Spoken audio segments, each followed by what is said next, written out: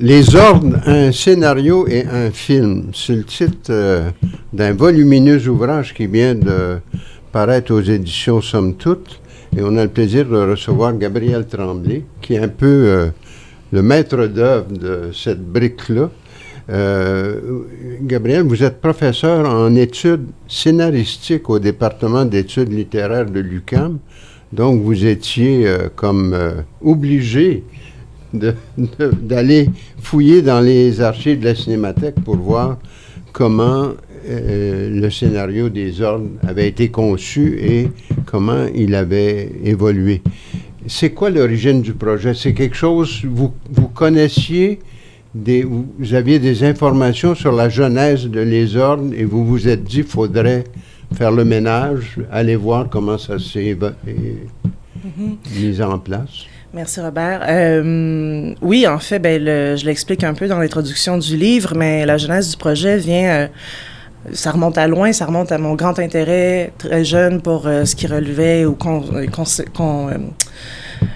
concernait la crise d'octobre. Et au cégep, ma première rencontre avec le film Les Ordres, je me souviens au cégep à Longueuil, j'avais eu la chance de voir une projection en présence de Michel Brault à l'époque et vraiment j'étais captivée par ce qui était mis en scène, par l'ampleur de ce qui était mis en scène aussi. Bon, les années passent. Pendant que je fais mon doctorat en 2017, j'obtiens une charge de cours pour un cours qui s'intitule La lecture de scénarios. Et là, je décide de mettre au programme des scénarios contemporains, mais je décide de, aller voir à la Cinémathèque qu'est-ce qui est disponible comme scénario. Mon intérêt pour Les Ordres revient rapidement et je trouve dans les archives quantité de documents, quantité de versions du scénario, en même temps que je découvre la revue de presse du film et quantité de travaux et de propos sur le film où on dit non, mais ce film-là il a été improvisé au tournage, l'espèce de souvenir très fort, là, particulièrement aujourd'hui maintenant, mais même à l'époque, cette idée de notre conception du cinéma d'auteur, du cinéma direct, du cinéma vérité, dans lequel Brault s'inscrit depuis le début de sa carrière. Mais là, moi, je me rends compte, d'un point de vue très pratique, dans les archives, non seulement il y a un scénario, mais il y a quantité de versions du scénario, il y a des notes préparatoires, il y a ces fameuses transcriptions des entretiens qui sont en fait le matériau source avec lequel Brault travaille.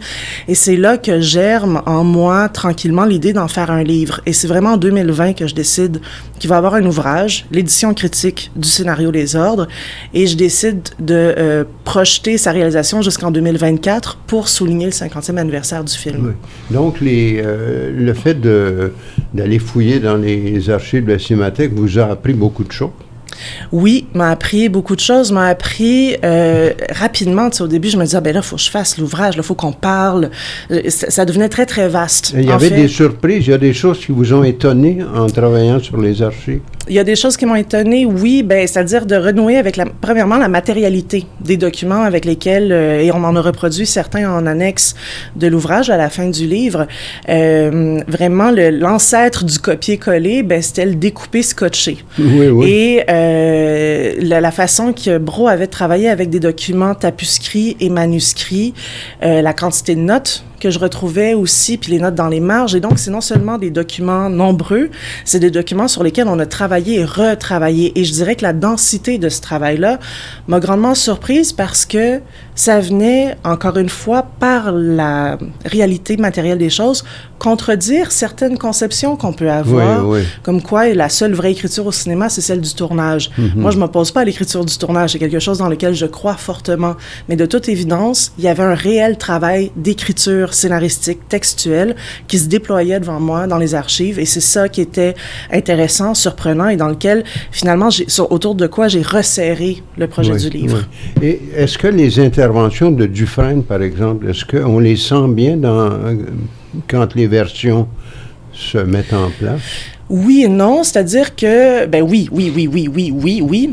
Au tout début, les premières versions du scénario, faut voir comment, en fait, puis c'est un travail que j'essaie de rendre visible avec tout un système d'annexes dans le livre, mais Brault a vraiment ponctionné tel quel quantité d'extraits des verbatims. Donc, les verbatims, c'est la transcription de cette cinquantaine d'entretiens qu'il a fait.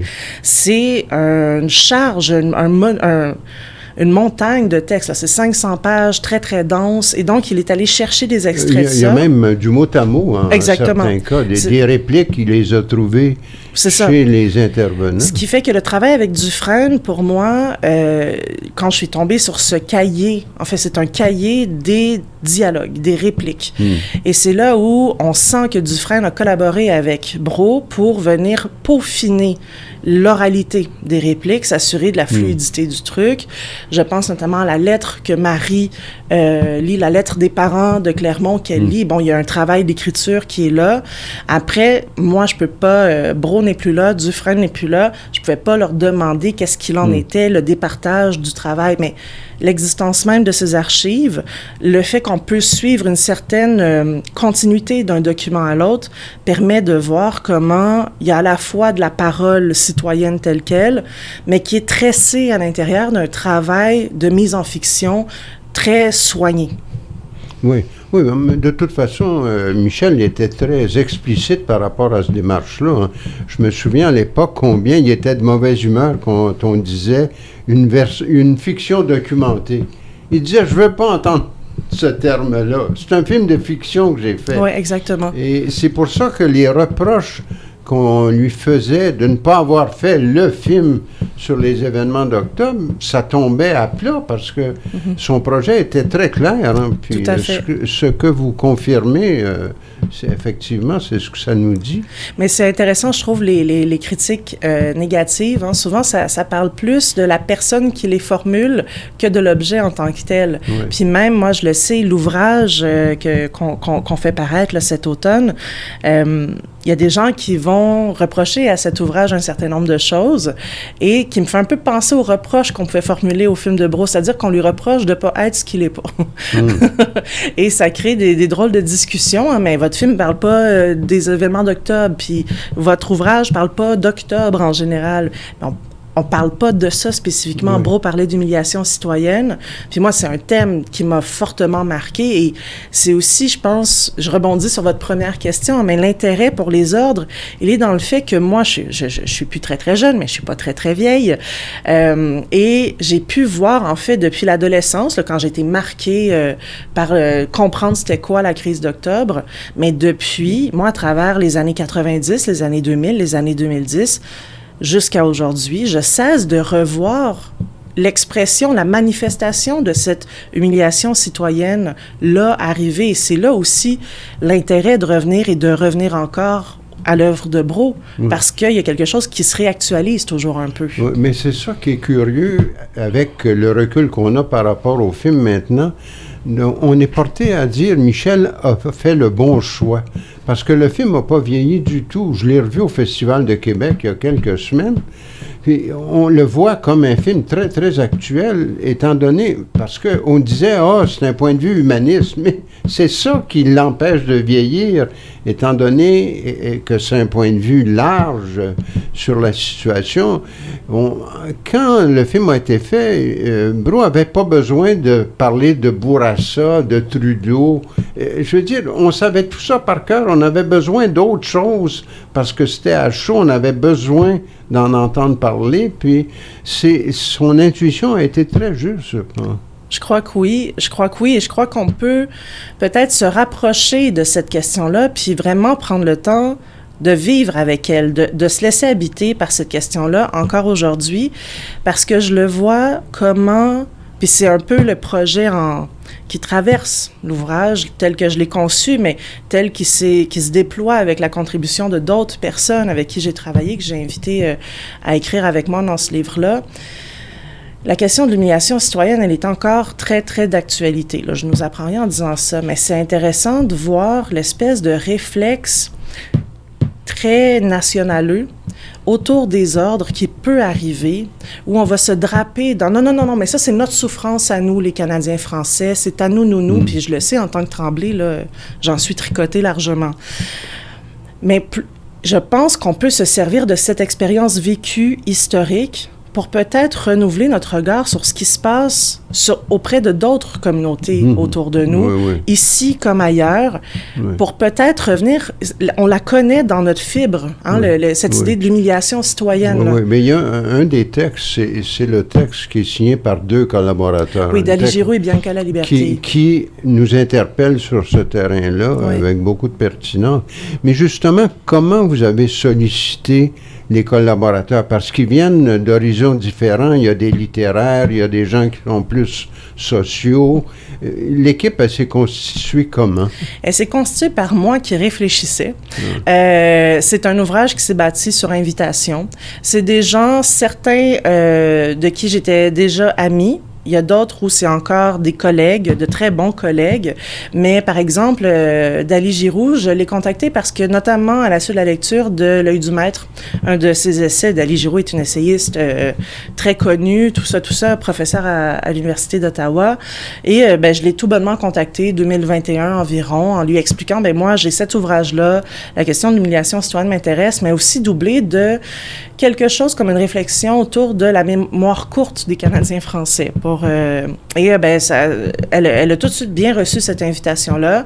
Elle a invité Bianca à collaborer avec elle, et c'est là, elles ont fait le travail d'écriture de ce chapitre-là. C'est-à-dire qu'à chaque invitation, je précisais l'angle qui m'intéressait d'entrée de jeu, mais je donnais vraiment carte blanche, parce que c'est des gens d'une très grande érudition, mais qui sont capables aussi de déployer une réflexion qui est accessible, qui est dense et qui est ouverte. Ils étaient déjà familiers avec les ordres, c'est des gens qui connaissaient le film. Oui, tout à fait. Est-ce qu'il y en a qui avaient déjà écrit des choses sur les ordres parmi eux? Pas à ma connaissance, mais par exemple, Martin Petitclerc, professeur d'histoire à l'UQAM, lui, il a coécrit un ouvrage qui est Grève et paix, et qui est l'histoire des lois spéciales au Québec-Canada. Là, j'ai un petit flottement dans ma mémoire. Mais bref, moi, je l'avais approché parce qu'il a une connaissance historique très dense de tout ça.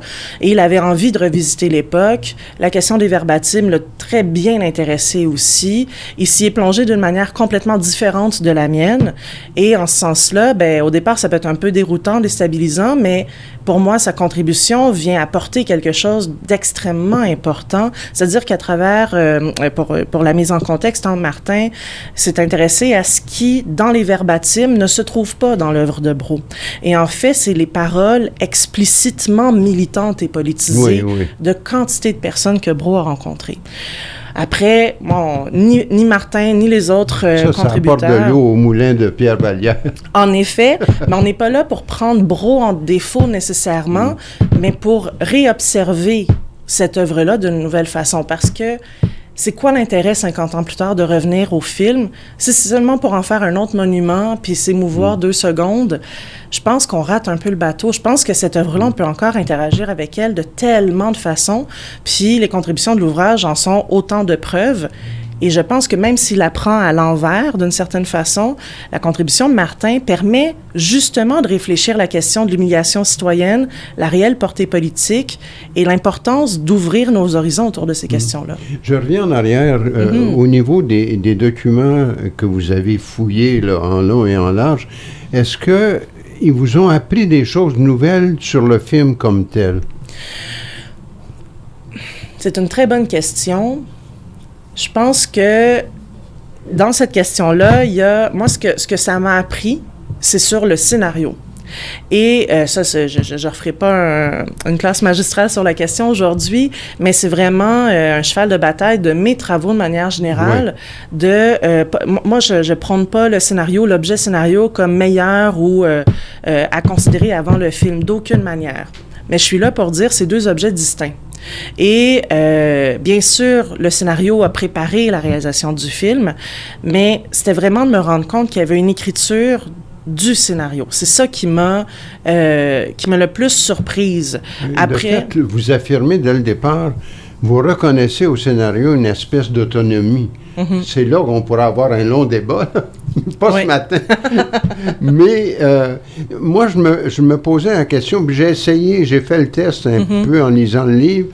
Est-ce qu'il y a des moments où, dans le film tel qu'on le connaît, les comédiens apportent des choses, improvisent au-delà de ce que le scénario leur proposait. Oui, parce que effectivement, le film, il résulte à la fois d'une lecture interprétative du scénario, mais de ce qu'on appelle l'écriture de plateau. Et les moments d'entretien, moi je suis Jean Lapointe, à partir de maintenant, je suis Clermont Boudreau, c'est pas dans le scénario. Il y a des répliques, des petits moments qui sont pas décrits ou prédits ou prescrits au scénario. Mais c'est là où on revient à cette idée, le scénario, c'est pas le film. Oui. Le film, c'est pas le scénario. Mais c'est bien que vous mentionniez ça parce que c'est presque une attitude anti-scénario, ça.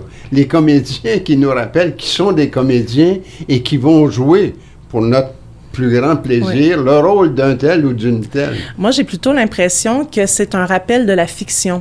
Le principe de distanciation qui vient de Brecht sert à repointer les mécanismes de fiction. Oui. Ce qui fait qu'ils nous redisent sans cesse « Hey, moi, ce que je m'apprête à dire, là, ça a été écrit. C'est de la fiction, puis je vais le jouer. » Oui, mais là où le cinéma, contrairement au théâtre, nous piège complètement, c'est que même si on nous dit tout ça, dans la seconde suivante, on y croit dur comme fer.